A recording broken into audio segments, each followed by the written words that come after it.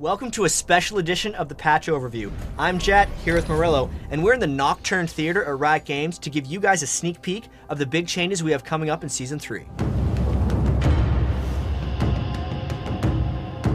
What we wanted to do is come by personally and talk to you guys about what you can expect from a gameplay perspective so it doesn't blindside you or take you by surprise when you log into the game and see all these changes. So, before we get into anything, we have a new cool chapters menu to navigate this video. If you missed something and want to go back to it, or if you're looking for a specific section, just check up there and it'll take you right to it. Big thing at the start here.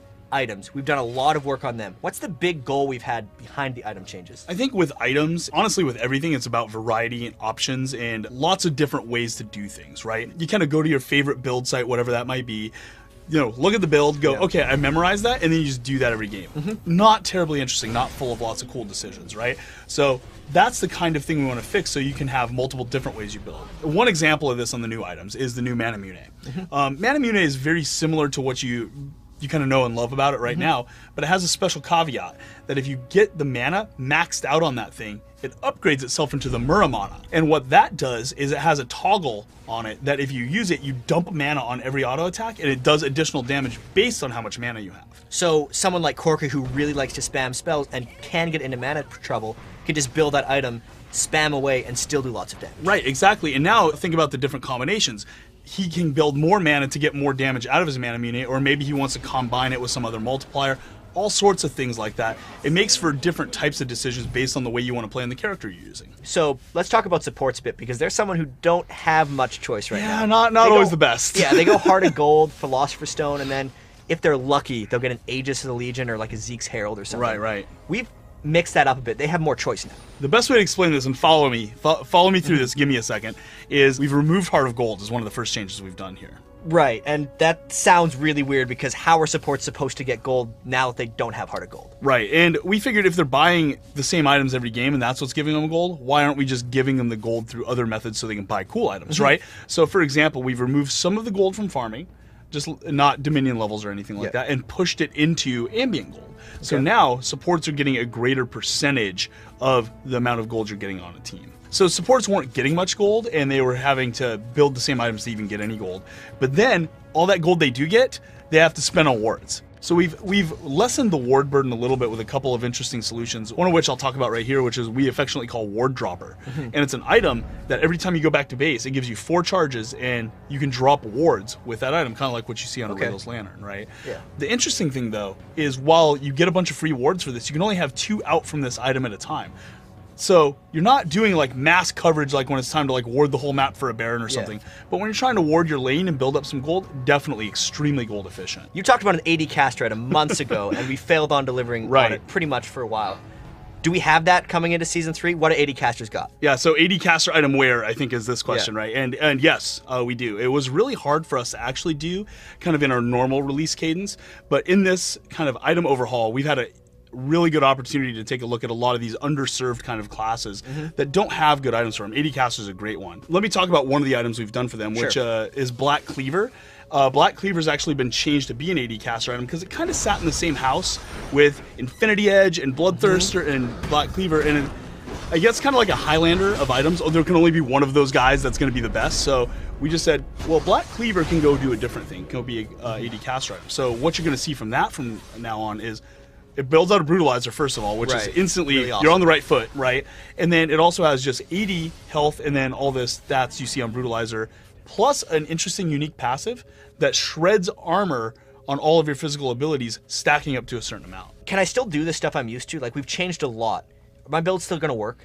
Right, and that's one thing we wanted to be really sensitive to is there's a very careful balance of we want to add new stuff and new options and we want to fix the problems in the game, but we don't want to make League of Legends feel like a totally different game. Yeah. We don't want to make it totally alien. We don't want your old stuff to just be like, oh, that sucks now, right? So there are situations on an AD carry, for example, you still want to go Infinity Edge Phantom Gauge. It's very straightforward. It's very effective at what it does.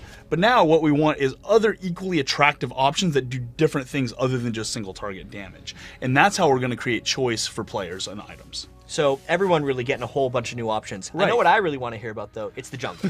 Of course, you want to hear about the jungle, chat. I definitely want to hear All right. about the jungle. So we do have some new items in the jungle, but we're doing a lot of jungle changes, and I want to talk about those changes, and then I think the items make a little bit more sense. The big thing I really want to do here is I think there's a problem right now where there's only a small subsection of jungler types that are usable at high level or skilled play in League of Legends. You know, the kind of fast AoE wave clear, Yeah. kind of knock through the camps really fast, camp lanes and gank, right? The problem with that's elbowing a lot of other jungler types and a lot of characters out of the picture. So what we're going to do is we want to open up that variety back closer to what it was like in between season 1 and 2. And how we're going to do that is by changing kind of the health on the jungle camps and the power on the jungle camps. All right. So for example, you know, the Wraith camp, it's right now you can kill all 4 of those guys pretty quickly, right? What I would like to do, take health and power from those little monsters and put them on the big one. So that's going to make it so we can open up some more options for different types of junglers. So that way, a single target jungler like Trundle or Warwick can just clear that camp out faster, but an AoE jungler might take a little bit more time to do it. Than they do currently, yeah. We're not trying to like marginalize AoE junglers, right? But we're going to have to find a good equilibrium there to make sure you can have single target, sustain, high gank, high farm, you know, AoE. All these different types of junglers have different strategies, different uses. And your playstyle and preference or the way you want to impact your team can be different based on some of those decisions. So in Season 2, when we first changed around the jungle, one of the big things was to make ganking and farming kind of an equal trade-off. Right. But what happens if you just sit in the jungle and farm all the time is you tend to fall pretty much hopelessly far behind by the end of the game. Yeah. That's getting changed up in Season 3. That's a big problem right now because it means that you're kind of all or nothing and all you're doing is ganking the whole game. If that falls flat or the other team outplays you at one point, you fall even further behind and it gets really out of control really fast. And it also means there's only one strategy for jungling. What we'd like to do is increase the rewards as the game goes on so they get higher and higher so that by the end of the game, you're going to be able to actually convert that into real gold for real items while kind of managing, do I gank now or do I farm more? And that actually becomes more of a real decision than I think it is currently. Okay, so with ganking, a lot of times early on in the jungle now, a jungler will take the red buff or the blue buff, then go straight to a lane and pretty much decide it for whoever's in that lane. That's not really something we're okay with, is it? It's okay to have early ganks, but I think the extent we see the lane pressure early right now is, like you said, it's deciding lanes. Okay. And it's taking power away from the people who have to play in those lanes for the next 20 minutes, right? We want to make it so there's a little bit more choice there as well by making the jungle a little harder, making it a little bit more dangerous. You know, right, they're going to hit harder. There's going to be some changing to leashing rules, things like that are going to affect this. But to kind of smooth this out a little bit so you can still use a lot of junglers, we're adding a new item that's kind of a starter jungle item that does a lot of things to help you get better clear times and safer jungle clears. All right. Now, the choice there is you could either do that, take kind of a more farming approach and gank later, get to the levels you want to earlier, or you could go for that rush gambit of get the boots early like you do now and go for that lane and just see what happens. And if it works out, hey, great, you're going to be ahead. If it doesn't work out, you're going to have to go lick your wounds a little bit. So it sounds like jungle pressure is actually down a little bit early. Yeah. But then later in the game, once they've farmed up, once they've really powered up in their jungle, they'll have cool items and be kind of a carry out of there. Right now, junglers have a massive effect early game and are deciding the game kind of disproportionately. But then later in the game, all those cool actions they're doing aren't paying off for them. They're just kind of setting up the rest of their team to do it. We want that jungler to be able to stay relevant late game, but we do want to remove some of that early pressure. But we have more change even. The masteries have been moved around. There's a lot of change there. The defensive tree is an example of this, really. You take armor and magic resist on almost every character. No matter what tree, you just put the early points in there. Is that too much power to be giving from the early parts of the trees? We don't like that. What we want to happen is if you really outplay your opponent in lane, you should be able to kill that opponent. I think a combination of number of defensive factors, including those early masteries, is making that a lot less able to happen. We also want to make it so that if you want to get tanky and you want to get defensive, dive into that defensive tree. Don't just dip your toe in, go all in. And then that's kind of an interesting trade-off. Another thing with the masteries is a lot of times the offensive and defensive trees were kind of the only ones that got used. 9-21, 21-0, and back and forth between those. The utility tree was kind of neglected. We spiced that up a lot. There's a new mastery I really like to talk about, which is every time you attack an enemy champion, you get a little bit of gold. Okay. And then if you do melee, you get more gold, just because that makes sense, right? A little shout out to support players, because that's very much a support mastery in a lot of ways, especially with the amount of poke and harass they do in lane as opposed to last hitting.